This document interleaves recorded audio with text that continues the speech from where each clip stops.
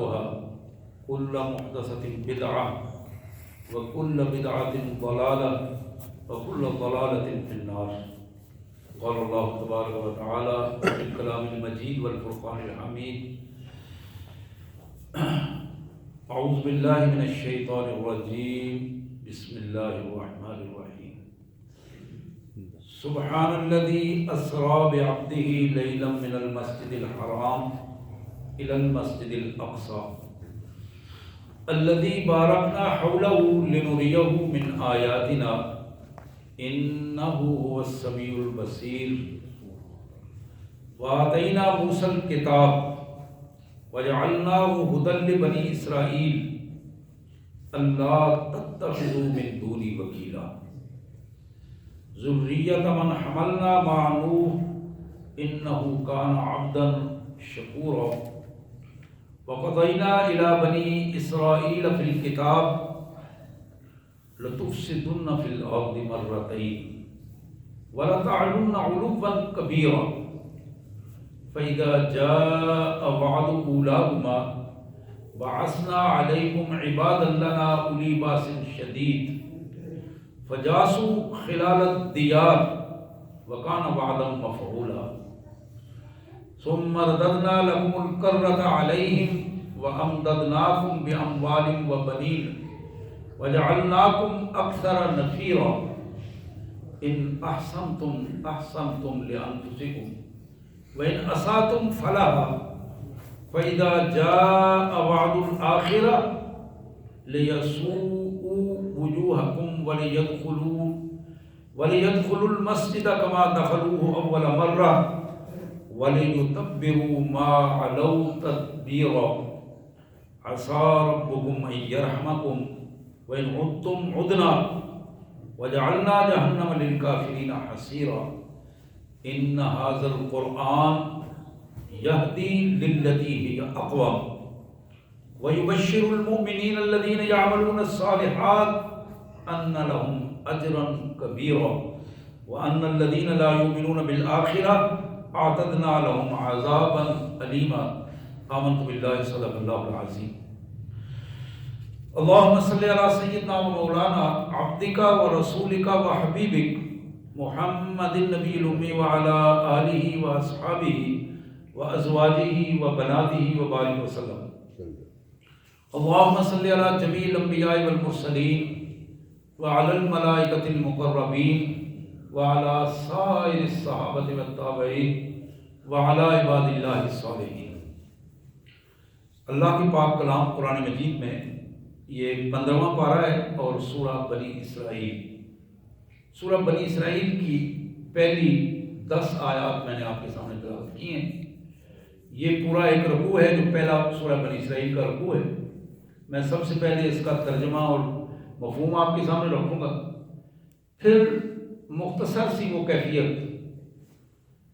کہ جب دنیا پریشان تھی، حالات بگڑے ہوئے تھے، بندے بندوں کو مار رہے تھے، انسان انتہائی المناکی کی پوزیشن میں، دنیا زمین اللہ کی زمین فساد سے بھر چکی تھی، انسان کے بنیادی حقوق پامال ہو رہے تھے. ان حالات میں اللہ نے اپنے پاک پیغمبر علیہ السلام کو امن کا پیغام دے کر، سکون کا پیغام دے کر، صحت کا پیغام دے کر، سلامتی کا پیغام دے کر بھجوایا اور پھر دنیا کو بتایا کہ آؤ، اگر تم میرے حبیب کی بات مان جاؤ گے، اس دین کے راستے پر آؤ گے تو پھر میں تمہیں امن دوں گا، سکون دوں گا، جسمانی اور روحانی صحت دوں گا، اس دنیا میں بھی تمہیں نوازوں گا اور آخرت میں بھی نوازوں گا. یہ وہ کیفیت ہے جس کیفیت پر نبی رحمت صلی اللہ علیہ وسلم نے مجموعی طور پر 12.5 سال تقریباً مکہ مکرمہ میں اس بات کو پہنچاتے ہوئے گزارے. آج 12.5 سال بعد جب آپ معراج کے بعد آپ کی ہجرت آپ نے مدینہ طیبہ میں فرمائی، میں ذرا اس معراج النبی صلی اللہ علیہ وسلم سے پہلے کے واقعات کہ معراج کی ضرورت کیوں پیش آئی، کیوں ایسے حالات پیدا ہوئے، وہ کیا حالات تھے جن میں رسول اللہ صلی اللہ علیہ وسلم کو معراج پر بلایا گیا اور آپ وہاں تشریف لے گئے، اور ان حالات میں جو یہ وبائی حالات اور انٹرنیشنل سازشوں کے چکر میں ہم پھنسے ہوئے ہیں، ان حالات میں اور زیادہ یہ بات زیادہ قرین قیاس اور بہتر معلوم ہوتی ہے کہ ہم اس سیرت کا مطالعہ کریں، ان حالات کا مطالعہ کریں جو حالات اس سے پہلے لوگوں پر گزر چکے ہیں، اور اللہ نے مختلف انداز میں مختلف حوالوں سے لوگوں کی گرفت بھی کی، انہیں انعامات سے بھی نوازا۔ ان حالات میں آ کر دیکھنا ہے۔ لیکن آئیے سب سے پہلے ان آیات کا سادہ سا مفہوم۔ یہ آیات ہیں سورہ بنی اسرائیل کی 15ویں پارے کی پہلی آیات ہیں، پارے کی بھی اور سورہ مبارک کی بھی پہلی 10 آیات۔ اللہ کے مبارک نام سے جو بڑا مہربان، بہت زیادہ رحم کرنے والا ہے۔ سبحان الذی اسری بعبدہ لیلا، ہر قسم کے عیبوں سے پاک ہے وہ ذات گرامی، وہ مالک جو رات کے تھوڑے سے حصے میں اپنے بندے کو مسجد حرام سے مسجد اقصی تک لے گیا۔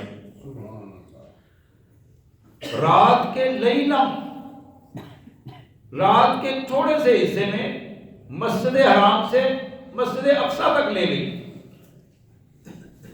یہ کام وہی کر سکتا ہے جو وحدہ لا شریک ہے اور قوتوں کا مالک ہے۔ سبحان الذی، پاک ہے وہ ذات، الذی بارکنا حولہ، وہ مسجد اقصی جسے برکتوں نے گھیر رکھا ہے۔ ہم نے اس کے ارد گرد برکتیں ہی برکتیں نازل کی ہیں۔ وہ پیغمبروں کی سرزمین ہے اور پیغمبروں کا ماحول تھا۔ لنریہ من آیاتنا، ہم اپنے پیغمبر محمد کریم صلی اللہ علیہ وسلم کو، خاتم النبیین کو، اس لیے وہاں لے گئے تاکہ ہم وہاں اپنی نشانیاں اس کو دکھائیں۔ لنریہ من آیاتنا، ہم نے وہاں جو نشانیاں، وہاں جو ماحول بنایا ہے، وہاں جو نبیوں کی تاریخ ہے، وہ اس کو دکھائیں اپنے پیارے حبیب کو، اور یہ بھی لوگوں کو اس تاریخ کو بتائے۔ انہ هو السمیع البصیر، اللہ اس چیز پر پورا قادر ہے کہ وہ سب کچھ سن بھی رہا ہے اور سب کچھ دیکھ بھی رہا ہے۔ حضرت یہ پہلی آیت تھی۔ اب اس پہلی آیت کے بعد یک لخت مضمون ایک دوسری طرف مڑ رہا۔ وَآتَيْنَا مُوسَى الْكِتَابَ وَجَعَلْنَاهُ هُدًى لِبَنِي إِسْرَائِيلَ أَلَّا تَتَّخِذُوا مِن دُونِي وَكِيلًا، ہم نے موسیٰ علیہ السلام کو کتاب دی، لکھی ہوئی کتاب دی، لکھی ہوئی کتاب، تورات الواح پہ، پتھروں پہ، تختیوں پہ لکھی ہوئی کتاب دی۔ وَجَعَلْنَاهُ هُدًى، ہم نے اسے رہنما کتاب بنا دیا۔ وہ کتاب رہنما کتاب تھی، لیکن کن کے لیے تھی؟ لبنی اسرائیل، صرف بنی اسرائیل کے لیے۔ بنی اسرائیل کے لیے ہم نے موسیٰ علیہ السلام کو کتاب دی، اور اس میں حکم ایک ہی دیا جو بنیادی حکم تھا، اللہ تتخذوا من دونی وکیلا، میرے علاوہ تم کسی کو اپنا کارساز نہ سمجھنا۔ یہ پیغام تھا بنی اسرائیل کو تورات میں موسیٰ علیہ السلام کے ذریعے دیا گیا۔ ذریۃ من حملنا مع نوح، یہ جو موسیٰ علیہ السلام کی قوم تھی نا، یہ وہی لوگ تھے جن باقی کو ہم نے غرق کر دیا۔ نوح کے ساتھ جن لوگوں کو ہم نے بچا لیا تھا، یہ ان کی اولاد تھے۔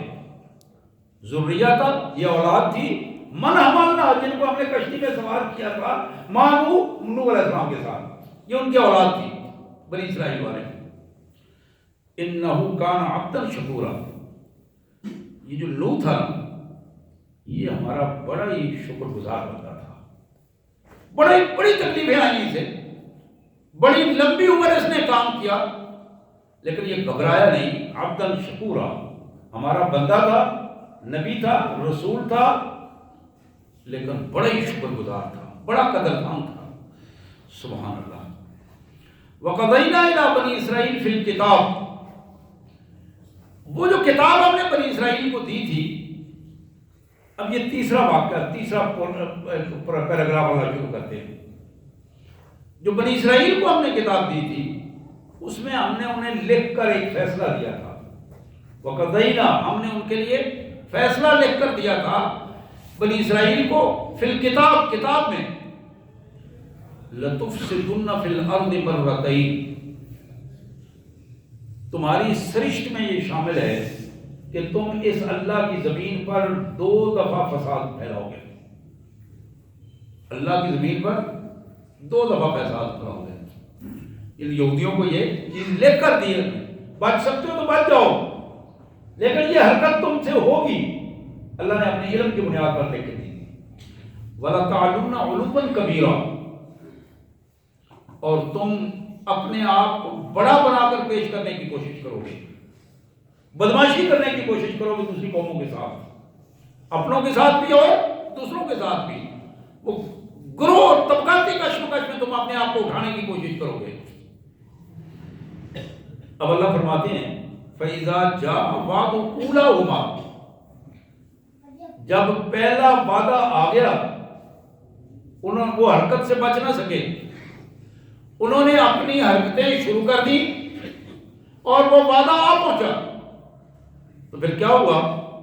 بَعَثْنَا عَلَيْكُمْ عِبَادًا لَنَا أُولِي بَأْسٍ شَدِيدٍ، اللہ فرماتے ہیں تمہیں پتہ ہے، ماں باپ نے کہانیاں سنائی ہوں گی تمہیں، ہم نے تمہارے اوپر اپنے وہ بندے مسلط کر دیے جو تم سے زیادہ بدماش تھے۔ عباد اللہ نا، بندے تو مسلط ہمارے کیے ہوئے تھے، لیکن ہم نے کوئی شریف لوگ مسلط نہیں کیے، اولی باس شدید، جو تم سے زیادہ بدماش تھے وہ تم پر مسلط کیا ہم نے۔ فجاسو خلال الدیار، یہ وہ بدماش تھے جنہوں نے بدماشی تو الگ کی، تمہیں مارا پیٹا الگ، بے عزت الگ کیا، لیکن تمہارے گھروں کے اندر داخل ہو کر انہیں اجاڑ کے رکھ دیا۔ وَكَانَ بَعْضًا مَفْعُولًا، یہ وہ وعدہ تھا جو اللہ نے تم سے کیا تھا، وہ ہو کر رہا۔ وعدہ یہ تھا کہ تم یہ کرو گے تو اس کا نتیجہ بھگتو گے، اور وہ نتیجہ بھگتا ہوا۔ ثُمَّ رَدَدْنَا لَكُمُ الْكَرَّةَ عَلَيْهِمْ، پھر ہم نے، یعنی وہ سارے ایک دفعہ اجڑ گئے، بنا بنایا کھیل تباہ ہو گیا ان کا۔ اب اللہ فرماتے ہیں ثُمَّ رَدَدْنَا لَكُمُ الْكَرَّةَ عَلَيْهِمْ، پھر ہم نے ان کی وہ حالت جو پہلے والی حالت تھی اسے ان پر لوٹا دیا۔ کیسے لوٹایا؟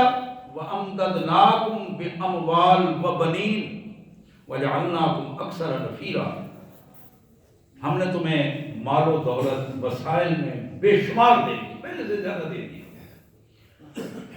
اولاد دی، افرادی قوت دی، برادریاں، قبیلے، ہر شے بن گئی۔ وَجَعَلْنَاكُمْ، اور ہم نے بنا دیا تمہیں اکثر نفیرا، افرادی قوت کے اعتبار سے سب سے زیادہ۔ اب یہ کام کر کے پھر اس سٹیٹس پہ لا کے ہم نے تمہیں، یاد ہے تمہیں کیا کہا تھا؟ اللہ یہودیوں کو خطاب کر کے فرماتے ہیں، ہمیں سنا رہے ہیں، ہمیں سنا رہے ہیں، ان کو بتا رہے ہیں کہ تمہیں یاد ہے ہم نے تمہیں کیا کہا تھا؟ ان احسنتم احسنتم، اگر انسانوں والا رویہ اختیار کرو گے نا، شریف آدمی بن کر رہو گے تو تمہارے ساتھ شریفانہ رویہ ہی رہے گا، کوئی تمہارے اوپر زیادتی نہیں کرے گا۔ ان احسنتم احسنتم، اچھے بنو گے تو اچھا رویہ پاؤ گے، اور وہ اچھا رویہ تمہارے اپنے لیے ہوگا۔ وَإِنْ أَسَأْتُمْ فَلَهَا، اور اگر تم نے اسی طرح پہلے والی حرکت کی، اللہ کی نافرمانی کی، رسول کی نافرمانی کی، بے دینی کے رواج کو پھیلایا، فَلَهَا، پھر اس کا نتیجہ بھی بھگتنا پڑے گا، پہلے سے بدتر نتیجہ بھگتنا پڑے گا۔ اب یہ بات اللہ نے فرمائی کہ ہم نے وعدہ ہو گیا، سزا دے دی، پھر خوشحالی دی، اور ساتھ یہ وعدہ کر دیا۔ فَإِذَا جَاءَ وَعْدُ الْآخِرَةِ، جب دوسرا وعدہ پہنچ گیا، انہوں نے پھر بھی احتیاط نہیں کی، دوسرے وعدہ کا وقت آیا پھر بھی احتیاط نہیں کی، بچنے کی کوشش نہیں کی۔ ہوا کیا؟ وعدہ آیا، ان کی بدماشیاں عروج پر تھیں، تو پھر ہم نے اپنے ان سے بڑے بدماشوں کو، دوسرے بدماشوں کو پر مسلط کیا۔ پہلے اور بدماش مسلط کیے، پھر دوسری دفعہ ان سے بھی بڑے بدماش ان پر مسلط کیے. اور انہوں نے کیا کیا؟ لیسوء وجوہکم. ذرا غور کیجیے ان سب الفاظ پر. یہ وہ بدماش تھے جنہوں نے مار مار کے ان کے چہروں کو بگاڑ دیا، تمہارے چہروں کو بگاڑ دیا. لیسوء وجوہکم، یہ بدماش اس لیے ہم نے بھجوائے کہ وہ تمہیں مارے اور تمہارے چہروں کو بگاڑ دیں. جن چہروں کو اللہ نے تمہارے لیے رحمت بنایا تھا، تم نے اپنے لیے ان کو زحمت اور مصیبت کی شکل بنا دیا. وَلِيَدْخُلُوا الْمَسْجِدَ كَمَا دَخَلُوهُ أَوَّلَ مَرَّةٍ. یہ تمہاری مسجد اقصیٰ میں داخل ہو گئے اور اس مسجد کے نظام کو انہوں نے بدماشوں نے تلپٹ کر دیا. اور تمہیں یاد ہے جس طرح تمہارے ساتھ پہلے انہوں نے کیا تھا، مسجد میں جا کر ظلم کیا تھا، اسی طرح ظلم کیا.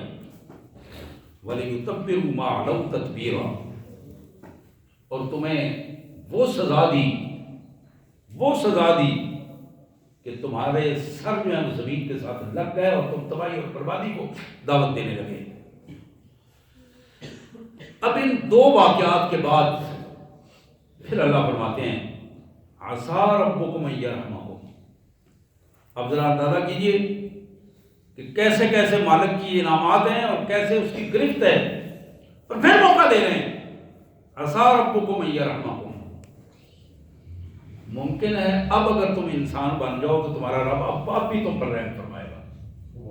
عَسَىٰ رَبُّكُمْ أَن يَرْحَمَكُمْ وَإِنْ عُدْتُمْ عُدْنَا. لیکن اگر تم انسان نہ بنے، اگر تم نے اللہ کی فرما برداری نہ کی، اگر تم نے اپنے رسول کی اطاعت نہ کی، اللہ کے دین اور ڈسپلن میں نہ رہے، تو پھر یاد رکھو وَإِنْ عُدْتُمْ عُدْنَا. اگر تم تیسری دفعہ بھی اس قسم کی بدماشی کرو گے تو اللہ کا قانون اسی طرح اس سے بڑھ کر تمہاری گرفت کرے گا. وَجَعَلْنَا جَهَنَّمَ لِلْكَافِرِينَ حَصِيرًا. اور پھر یہ بھی سن لو، یہ تو دنیا ہے، ہم نے تو آخرت میں جہنم کو گھیرنے کے لیے، ان کافروں کو گھیرنے کے لیے جہنم بنا دیے. اب یہ پوری بات 8 آیتوں میں بتا کر میرے پیارے بھائیوں، 8 آیتوں میں یہ پوری بات بتائی، ہسٹری بتائی، اللہ کے رسول کے معراج کی وجہ بتائی، اور آخر میں کیا کہا؟ ان ھذا القرآن یہدی للتی ہی اقوم. اگر تم قوموں پہ راج کرنا چاہتے ہو، اگر تم یہ چاہتے ہو کہ تمہارا سٹیٹس پوری دنیا میں بلند ہو، اگر تم چاہتے ہو کہ دنیا میں تمہاری عزت ہو، تو آؤ، یہ قرآن ہے جو تمہیں اس راستے پر لے کے جائے گا جو کامیابیوں کا راستہ ہے. ان ھذا القرآن یہدی للتی ہی اقوم وَيُبَشِّرُ الْمُؤْمِنِينَ. یہ قرآن سچی خوشخبریاں دیتا ہے ان لوگوں کو جو اس پر یقین رکھتے ہیں کہ وہ نیک اعمال کریں. ان لہم اجرا کبیرا. اس دنیا اور آخرت میں اللہ تعالیٰ بہت بڑے اجر سے انہیں نوازیں گے. وَأَنَّ الَّذِينَ لَا يُؤْمِنُونَ بِالْآخِرَةِ. اور جو لوگ آخرت پر یقین نہیں رکھتے، اعتدنا لهم عذابا علیما. ان کے لیے ہم نے الگ سے ایسا دردناک عذاب تیار کر رکھا ہے جس دنیا میں بھی اور آخرت میں بھی انہیں ذلت اور رسوائی سے دوچار کر دے گا. نستغفر اللہ و نتوب الیہ یا ارحم الراحمین یا ذا الجلال والاکرام. حضرات یہ آیات تھی بنی اسرائیل کی، سورہ بنی اسرائیل کی پہلی 10 آیات، جو ایک پورا منظر ہمارے سامنے رکھتی ہیں، اور اس کا اپنا ایک پس منظر بھی ہے، پیش منظر بھی ہے. ان سارے حالات کو وقت کے ساتھ ساتھ انشاءاللہ اس میں بات ہوتی رہے گی، اور پورے انداز میں کوشش کروں گا کہ اگلے خطبات جمعہ میں اگر اللہ نے موقع دیا، زندگی نے ساتھ دیا، صحت ہوئی، تو انشاءاللہ اس پہ گفتگو ہوگی مختلف حوالوں سے. آج میں تھوڑے سے وقت میں، ہمارے پاس ٹوٹل 5-10 منٹ ہیں، میں تھوڑے سے وقت میں اپنی گفتگو کو اس انداز میں آپ کے سامنے مکمل کرنا چاہوں گا. آپ ذرا ان حالات کو دیکھیں، جن حالات، جو حالات رسول اللہ صلی اللہ علیہ وسلم کے معراج سے پہلے کے حالات تھے. میں نے یہ آغاز میں عرض کیا کہ یہ ٹوٹل عرصہ 12 سے 13 سال کا بنتا ہے رسول اللہ صلی اللہ علیہ وسلم کا عرصہ. بعض لوگ اسے 12 سال 2 ماہ 22 دن اور بعض مختلف حوالوں سے ہے، لیکن 12 ساڑھے 12 سال کے قریب بنتا ہے عرصہ. رسول اللہ صلی اللہ علیہ وسلم 40 سال کی عمر ہوئی، مکہ مکرمہ میں رہ رہے تھے. 40 سال کی عمر میں چند ہی ماہ پہلے آپ نے اپنے اندر ایک تنہائی کی کیفیت محسوس کی. تنہائی کی کیفیت، جس طرح بندے کا دل عام محفلوں میں نہیں لگتا تو بندہ چاہتا ہے کہ وہ عبادت کرے، یا اب آج کل کیونکہ ہمارے سامنے عبادت کے راستے واضح ہیں، بندہ عبادت کی طرف زیادہ متوجہ ہو جاتا ہے. رسول اللہ صلی اللہ علیہ وسلم کی طبی کیفیت یہ تھی کہ آپ کا دل کر رہا تھا کہ آپ اکیلے ہوں اور اکیلے بیٹھ کر یہ حالات جو بگڑے ہوئے حالات ہیں ان کو درست کرنے کے حوالے سے ایک بے چینی کی کیفیت تھی. تو آپ غار حرا میں تشریف لے جایا کرتے تھے. بعض اوقات ہماری ماں کہتی ہیں ام المومنین سیدہ عائشہ صدیقہ کی روایات ہیں، سیدہ خدیجہ الکبریٰ سلام اللہ علیہا کی روایات ہیں، آپ بعض اوقات گھر سے ستو بنوا کے لے جاتے، اس میں مکھن ہوتا، ستو ہوتے اور وہ ملی جلی اور ساتھ پانی لے جاتے، اور پھر بعض اوقات ایک رات دن 2 4 دن وہاں بیٹھ کے گزارتے. تو صحابہ نے اس پہ بخاری شریف میں بڑی معروف الفاظ آتے ہیں کہ پوچھا گیا وہاں ایک دوسرے کے وہاں رسول اللہ صلی اللہ علیہ وسلم کیا کرتے تھے، حضور سے بھی پوچھا گیا. حدیث میں 2 الفاظ آتے ہیں، ایک لفظ آتا ہے کہ وہاں تعبد کی پوزیشن تھی، دوسرے الفاظ آتے ہیں تحنس کی پوزیشن تھی. یہ دونوں کا مفہوم یہ ہے کہ وہاں رحمت للعالمین صلی اللہ علیہ وسلم اپنے اندر کی اس بے چینی کو دور کرنے کے لیے اس تلاش میں تھے کہ مجھے ایک ایسا کوئی راستہ مل جائے کہ میں اس اپنی پوری کی پوری قوم کی اصلاح کر سکوں اور ان کی برائیوں کو ختم کر کے اس قوم میں اچھائیوں کو فروغ دے سکوں. یہ وہ بنیاد تھی جس کی بنیاد پر اب وہاں غار حرا میں تشریف لے جاتے تھے. وہیں ایک دن عبادت کے دوران، عبادت یہی سوچ و بچار کی کیفیت تھی، کوئی ظاہری عبادت نہیں تھی، بیٹھ کر غور و فکر کرنا، تفکر. اسی پوزیشن میں اللہ کے رسول صلی اللہ علیہ وسلم سے کوئی ایک آواز آئی، یا محمد صلی اللہ علیہ وسلم. آپ فرماتے کہ میں نے ادھر ادھر دیکھا، کوئی موجود نہیں تھا، نظر کوئی نہیں آیا. جب میں نے ادھر ادھر دیکھا کوئی بندہ سامنے نہیں تھا، لیکن آواز آئی. اب اس میں ذرا اور زیادہ بے چینی کی کیفیت پیدا ہوئی. یہ آواز کہاں سے آئی ہے؟ پہلے کبھی نہیں آئی ہے، اور یہ آواز بھی بڑی منفرد آواز ہے جو یہاں کہ اس کے علاقے کے لوگوں کی آواز نہیں ہے.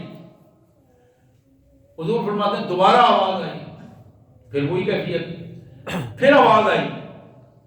ان آوازوں کے بعد جناب جبرائیل علیہ السلام کی شکل میں وہ فرشتہ سامنے آیا، اور اس فرشتے نے یہ الفاظ کہے، اقرا یا محمد، محمد صلی اللہ علیہ وسلم پڑھیے. اور یہ جو پڑھنے کی کیفیت ہے، بالعموم علماء اس پر اتفاق کر رہے ہیں کہ جناب جبرائیل علیہ السلام نے آپ کے سامنے لکھی ہوئی آیات پیش کی تھی. لکھی ہوئی آیات آپ کو عرض کی کہ اے محمد ان آیات کو پڑھیے، اقرا. تو بخاری کی جو حدیث ہے، آپ کے الفاظ ہیں، آپ نے اس کا جواب یہ دیا کہ وما انا بقاری، میں تو کسی اسکول یا یونیورسٹی کالج میں نہیں ہوں، میں تو پڑھا ہوا نہیں ہوں، میں یہ تحریر نہیں پڑھ سکتا، مجھے الفاظ کی پہچان نہیں ہے. یہ 1 دفعہ 2 دفعہ 3 دفعہ. اب اسی کے بعد حضور صلی اللہ علیہ وسلم فرماتے ہیں کہ اس کشمکش میں فرشتے نے، جب میں نے 3 دفعہ انکار کیا تو 4تھی دفعہ اس نے مجھے اٹھایا اور مجھے ایسے اپنے بازوؤں میں لے کر سمیٹا، اور جب زور سے مجھے دبایا تو ایک کیفیت ایسی بنی.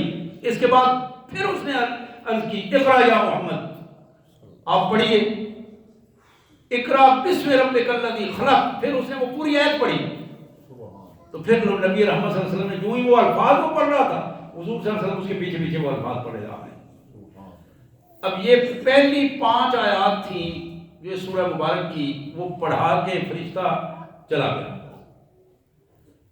اب نبی رحمت صلی اللہ علیہ وآلہ وسلم کو اس سے زیادہ کچھ نہیں بتایا گیا، نہ فرشتے نے یہ بتایا کہ میں کون ہوں، نہ یہ بتایا کہ یہ کیا چیز آپ کو دی جا رہی ہے۔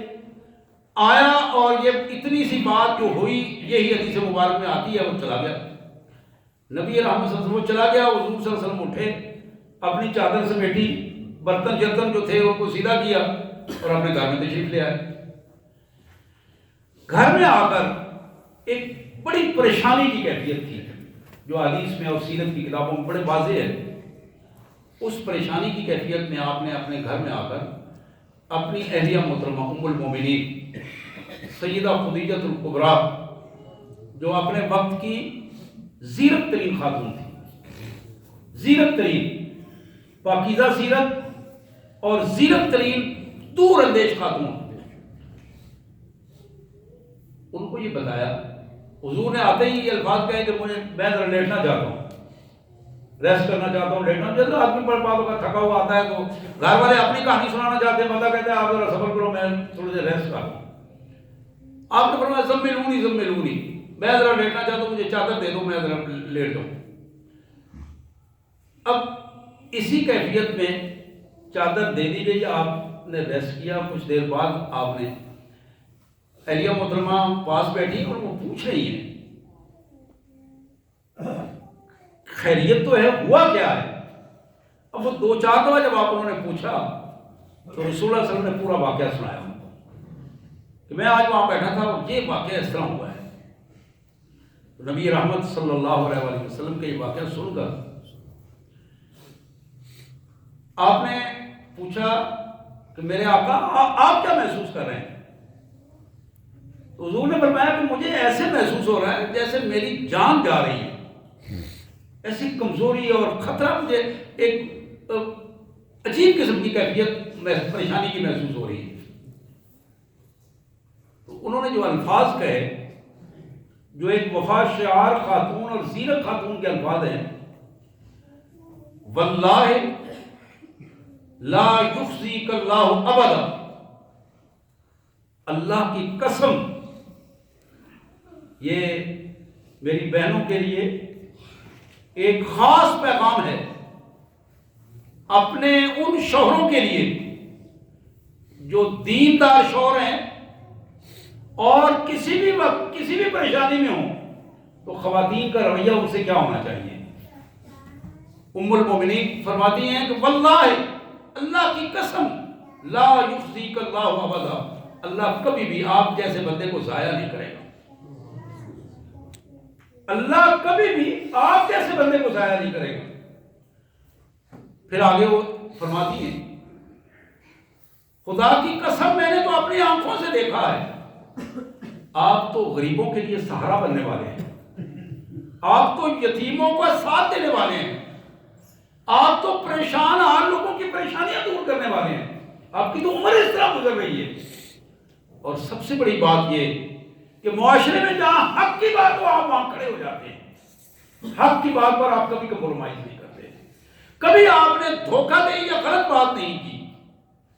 یہ وہ پوزیشن تھی کہ اللہ کے پیارے رسول صلی اللہ علیہ وسلم کی ملاقات جناب سیدہ خدیجہ نے اپنے چچا زاد بھائی جو ایک یہودی عالم تھے ان سے کروائی، اور پھر انہوں نے یہی الفاظ کہے کہ جو کچھ آپ نے واقعہ بیان کیا ہے حقیقت میں یہ وہی اللہ کا فرشتہ ہے جو موسیٰ علیہ السلام اور عیسیٰ علیہ السلام کے پاس آیا تھا، اور انہیں اسی انداز میں آیا تھا۔ حضرات، یہ تھا تحریک اسلامی کا پہلا مرحلہ، جہاں سے اللہ کے پیارے رسول صلی اللہ علیہ وسلم کو اپنے دین کے آخری مرحلے کا خاتم النبیین بنا کر ایک ذمہ دار فرد کی حیثیت سے اللہ تعالیٰ نے قیامت تک آنے والے مرحلے میں محمد رسول اللہ صلی اللہ علیہ وسلم کو اپنا نبی بنا کر بھیجا تھا۔ اس کا آغاز اس طرح ہوگا۔ انشاءاللہ اگلے جمعے کو اللہ تعالیٰ نے موقع دیا تو اس میں مزید بات ہوگی، اور میں یہ چاہوں گا کہ تاکہ پورے کا پورا معراج کا پس منظر ہمارے سامنے آئے اور ہم اس انداز میں اس چیز کو سمجھ سکیں کہ اصل معاملہ معراج کا واقعہ نہیں ہے، اصل وہ سبق ہے جو اللہ تعالیٰ ہمیں سنانا چاہتے ہیں کہ اس سبق سے ہم کوئی نصیحت حاصل کریں۔ اللہ ہمیں اس کی توفیق عطا فرمائے۔ وآخر دعوانا الحمدللہ رب العالمین۔